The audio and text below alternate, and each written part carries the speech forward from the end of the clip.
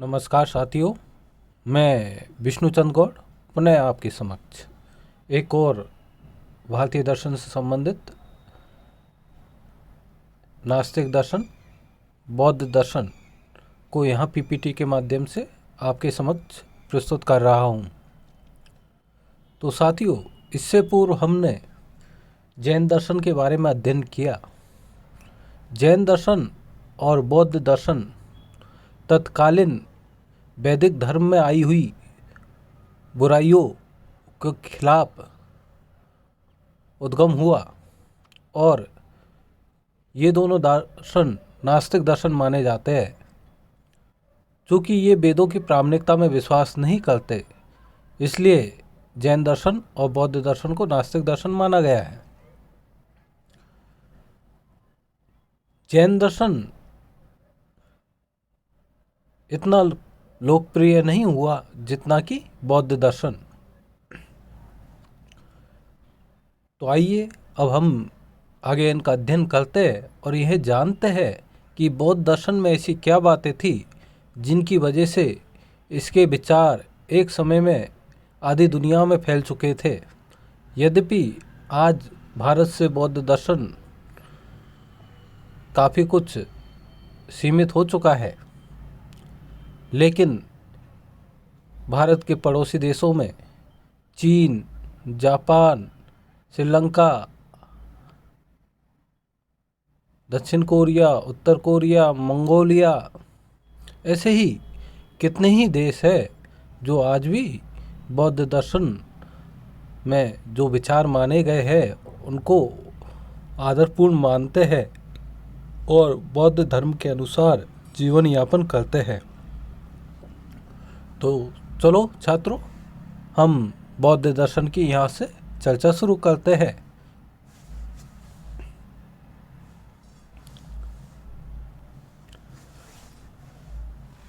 श्रमण दर्शन। बौद्ध धर्म भारत की श्रमण परंपरा से निकला धर्म और महान दर्शन है।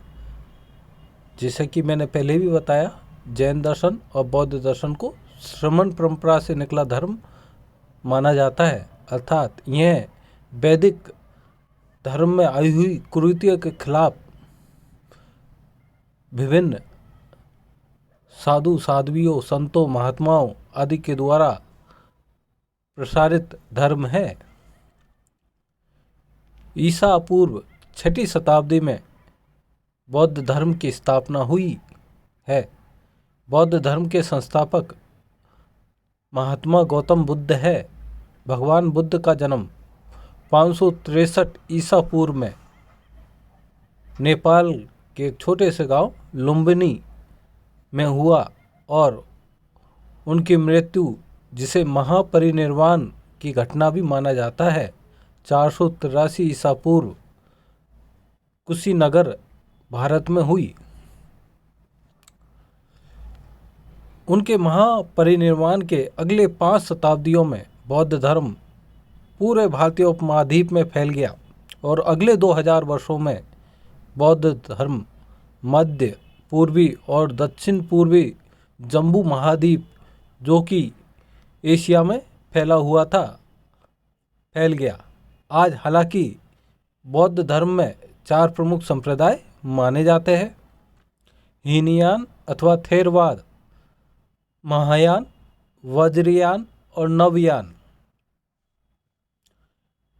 हम जब भारतीय दर्शन में बौद्ध दर्शन का अध्ययन करते हैं तो बौद्ध दर्शन की 4 शाखाओं का अध्ययन करते हैं। उनमें से 2 शाखाएं हीनयान संप्रदाय से जुड़ी हुई है और 2 संप्रदाय महायान से जुड़ी हुई है। जैसे सौत्रांतिक और वैभाषिक, यह हीनयान बौद्ध दर्शन से जुड़े हुए हैं और विज्ञानवाद अथवा योगाचारी मत और शून्यवाद अथवा माध्यमिक मत, यह महायान शाखा से जुड़े हुए हैं। इस दर्शन की जो वज्रयान और नवयान शाखाएं हैं वह अन्य देशों में आज के समय भी प्रचलित है। यद्यपि भारत में यह शाखाएं इतनी लोकप्रिय नहीं हुई है। यद्यपि बौद्ध दर्शन में बहुत सारे संप्रदाय है, लेकिन बौद्ध धर्म एक ही है जो महात्मा बुद्ध के द्वारा दिए गए उपदेशों पर आधारित है। सभी बौद्ध संप्रदाय बुद्ध के द्वारा जो दिए गए उपदेश है उनको ही मानते हैं। बौद्ध धर्म वर्तमान समय में दुनिया का चौथा सबसे बड़ा धर्म है। आज पूरे विश्व में लगभग 54 करोड़ लोग बौद्ध धर्म के अनुयायी है, जो कि दुनिया की आबादी का 7वां हिस्सा है। चीन, Japan, Vietnam, Thailand, Myanmar, Bhutan, Sri Lanka, Cambodia, Mongolia, Tibet, Laos, Hong Kong, Taiwan, Macau, Singapore, दक्षिण कोरिया एवं उत्तर कोरिया समेत कुल 18 देशों में बौद्ध धर्म प्रमुख धर्म माना जाता है। इसके अलावा Bharat, Nepal, America, Australia, Indonesia, रूस, ब्रुनेई, मलेशिया आदि देशों में भी बौद्ध धर्म के लाखों करोड़ों अनुयायी है। तो छात्रों, हमने यहाँ देखा कि बौद्ध दर्शन एक समय में आधी दुनिया में फैला हुआ था। यद्यपि इस्लाम धर्म के उदय के बाद बौद्ध धर्म का पतन स्टार्ट हुआ और हिंदू धर्म में पुनरुत्थान की वजह से भारत में से बौद्ध धर्म सीमित हो गया, लेकिन अन्य देशों में बौद्ध धर्म से संबंधित विभिन्न शाखाएं फलती फूलती रही है। इस प्रकार इस दुनिया में ईसाई धर्म, इस्लाम धर्म और हिंदू धर्म के बाद चौथा सबसे बड़ा धर्म बौद्ध धर्म को आज माना जाता है।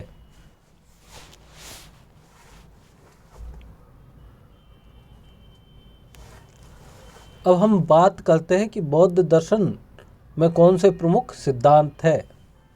तो छात्रों, चूँकि यह वर्ष कोरोना से संबंधित है, तो आपके सिलेबस में लगभग 30% हिस्सा घटा दिया गया है।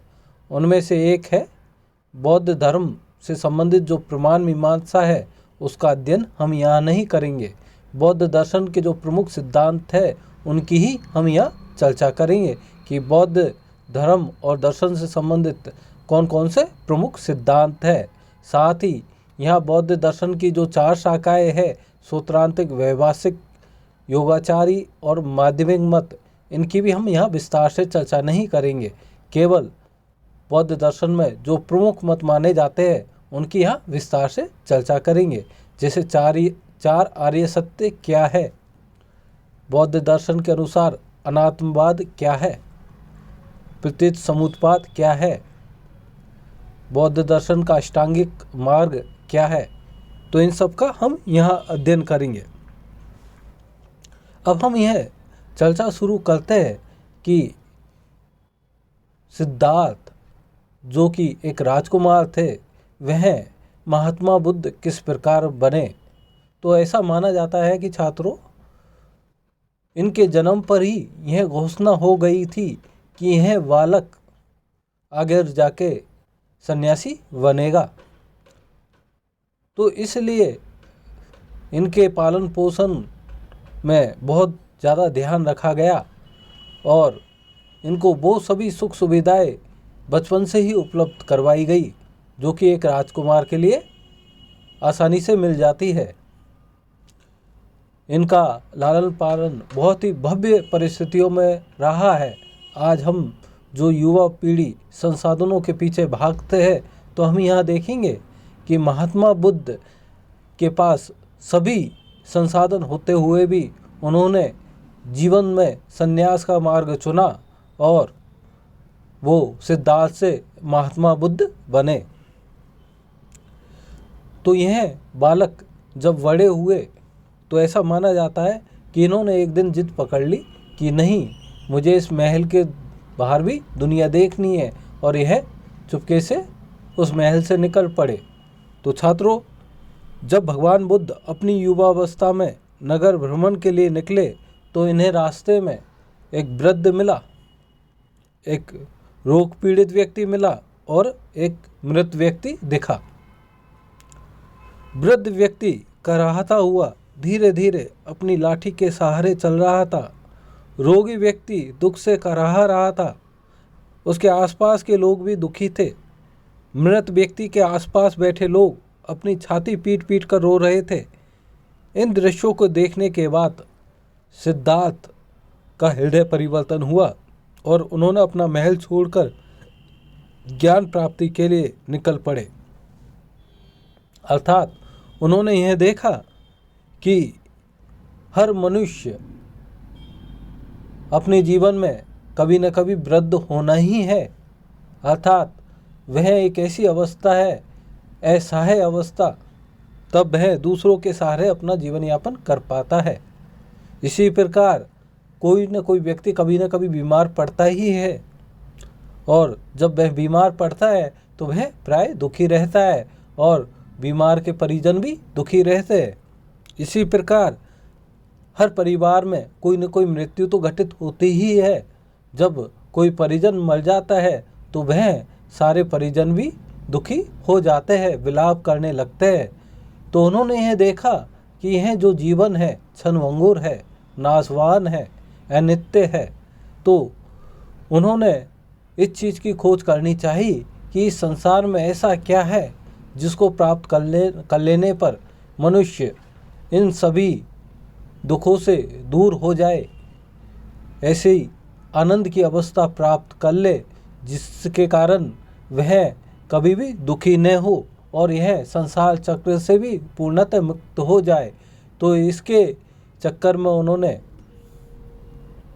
घनी तपस्या की। उन्होंने शरीर के लिए कष्टकारी तपस्या की, लेकिन एक दिन वृक्ष के नीचे जब यह बैठे थे तो अचानक ही इन्हें बोधि ज्ञान प्राप्त हुआ। तो यह वृक्ष बोधि वृक्ष कहलाता है।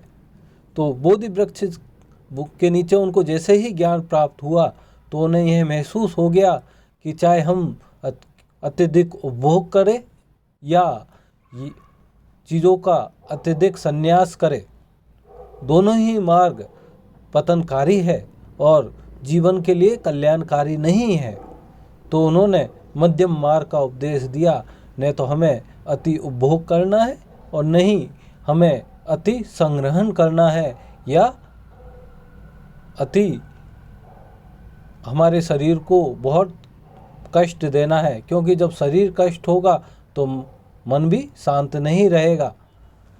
तो मन शांत नहीं रहेगा तो मनुष्य कैसे कल्याण के मार्ग की ओर अग्रसर हो सकेगा। इसलिए उन्होंने उस समय मध्य मार्ग का उपदेश दिया। ज्ञान प्राप्त होने पर बौद्ध लोगों को उपदेश देने लगे और उनके सिद्धांत और विचार आगे चलकर बौद्ध धर्म के रूप में प्रसिद्ध हुए। वस्तुतः बौद्ध धर्म की स्थापना तत्कालीन वैदिक रीति रिवाजों की रूढ़िवादिता और समाज में फैली कुरीतियों की प्रतिक्रिया के रूप में हुई थी। महात्मा बुद्ध ने वेदों तथा पंडित का खंडन किया और बलि, यज्ञ, होम आदि से इतर अर्थात एक ऐसा मार्ग, मध्यम मार्ग दिखाया जिसमें न तो बलि की आवश्यकता है, न यज्ञ की आवश्यकता है, न ही होम की आवश्यकता है। एक साधारण व्यक्ति भी उस मार्ग पर आसानी से चल सकता है। तो बौद्ध दर्शन के द्वारा मध्य मार्ग दिखाया गया। वस्तुतः बौद्ध दर्शन से अभिप्राय उस दर्शन से है जो भगवान बुद्ध के निर्माण के बाद बौद्ध धर्म के विभिन्न संप्रदायों द्वारा विकसित किए गए और बाद में पूरे एशिया में उनका प्रसार हुआ। बौद्ध धर्म का जो प्रमुख उद्देश्य है, प्रमुख ध्येय है, वह है दुख से मुक्ति। दुख से मुक्ति कैसे प्राप्त हो? तो दुख से मुक्ति के जो साधन है वह है कर्म, ध्यान और प्रज्ञा। बौद्ध दर्शन 3 मूल सिद्धांत पर आधारित माना जाता है। अनिश्वरवाद अर्थात यह संसार अनादि है, इसका कोई श्रेष्ठता नहीं है, कोई ईश्वर नहीं है इस संसार में, इसलिए मनुष्य जैसे कर्म करेगा उसे वैसे ही फल प्राप्त होंगे। यह जो आत्मा है यह भी कोई नित्य आत्मा नहीं है, वरन यह पंच स्कंदों का एक संघात है, चेतनाओं का एक प्रवाह है जो एक अवस्था से दूसरी अवस्था में आता रहता है, और यह अनादिकालीन है।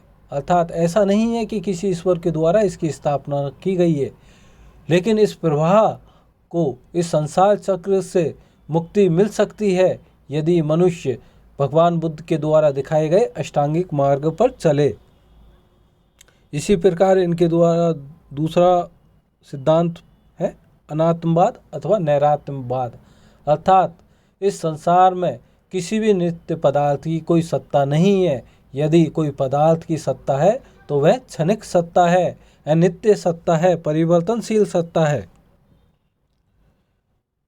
यह चूँकि किसी नित्य आत्मा में विश्वास नहीं करते, इसलिए इनके आत्मा संबंधी सिद्धांत को अनात्मवाद भी कहा जाता है। इसी प्रकार बौद्ध दर्शन का तीसरा सिद्धांत है क्षणिकवाद। महात्मा बुद्ध यह कहते थे कि यह संसार अनित्य है, परिवर्तनशील है। लेकिन यह अनित्यता किस प्रकार की है?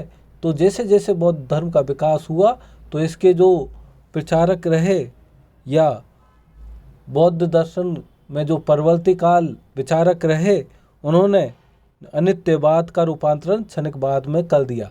अर्थात जब वो कोई वस्तु अनित्य है तो इसका तात्पर्य यह भी है कि वह वस्तु प्रतिपल बदलती रहती है। अर्थात ऐसा नहीं है कि कोई वस्तु सीधे ही नष्ट हो गई। जैसे किसी बच्चे का जन्म हुआ, फिर वह बच्चा किशोर अवस्था में आता है, युवा अवस्था में आता है, फिर वह अधेड़ अवस्था में आता है, वृद्ध होता है और उसके पश्चात मृत्यु होती है। तो ऐसा नहीं है कि कोई बच्चा सीधे ही युवा बन जाता है। बच्चे से युवा बनने के बीच जो समय है, वह उसका जो शरीर है वह क्षण प्रतिक्षण बदलता ही रहता है। इसलिए बौद्ध दर्शन में जो तीसरा प्रमुख सिद्धांत दिया गया है वह है क्षणिकवाद। यह दर्शन, बौद्ध दर्शन पूरी तरह यथार्थ में जीने की शिक्षा देता है। अर्थात यह दर्शन कोई कल्पना नहीं देता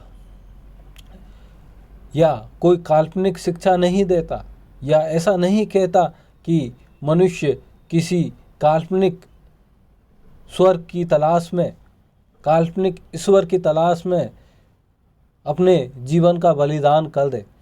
वह यह कहता है कि यह जो संसार है यह परिवर्तनशील संसार है, अनित्य संसार है। तो इस संसार में मनुष्य को मध्य मार्गी जीवन जीना चाहिए।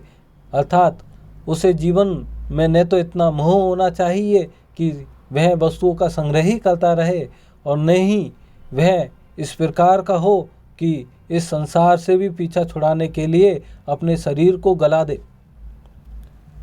इसलिए बौद्ध धर्म मध्य मार्ग की शिक्षा देता है ताकि मनुष्य अष्टांगिक मार्ग के अनुसार जीवन यापन करता हुआ, सभी मनुष्यों को सदराह दिखाता हुआ जीवन यापन कर सके। उक्त तीनों सिद्धांतों पर ही बौद्ध दर्शन की रचना हुई है। इन तीनों सिद्धांतों पर आगे चलकर थेरवाद, वैभाषिक, सूत्रांतिक, माध्यमिक योगाचार और स्वतंत्र योगाचार का दर्शन गढ़ा गया। इस तरह बौद्ध धर्म में भी दो प्रमुख संप्रदाय माने गए, हीनयान और महायान, और इन दोनों संप्रदायों के 6 उपसंप्रदाय बने, और इन सब का केंद्रीय सिद्धांत रहा प्रतिसमुत्पाद। तो छात्रों, जैसे कि हम यहाँ कह रहे हैं कि बौद्ध दर्शन में 6 शाखाएं हैं, लेकिन बौद्ध दर्शन में 6 शाखाएं नहीं, अनेक शाखाएं हैं। यद्यपि जब हम दर्शन के अंतर्गत बौद्ध धर्म का अध्ययन करते हैं तो यहाँ पर मुख्यतः 4 शाखाओं का ही हम अध्ययन करते हैं, सूत्रांतिक, वैभाषिक, योगाचार और माध्यमिक मत। लेकिन जब हम बौद्ध दर्शन का विस्तृत रूप से अध्ययन करेंगे तो हम पाएंगे कि चीन जापान, दक्षिण कोरिया, उत्तर कोरिया, इन देशों में बौद्ध दर्शन से संबंधित अनेक शाखाएं प्रसिद्ध है। तो इस प्रकार हमने बौद्ध दर्शन का यहाँ पर बहुत संक्षिप्त परिचय दिया। इससे आगे हम बौद्ध दर्शन के जो प्रमुख सिद्धांत है उनका विस्तार से अध्ययन करेंगे। धन्यवाद।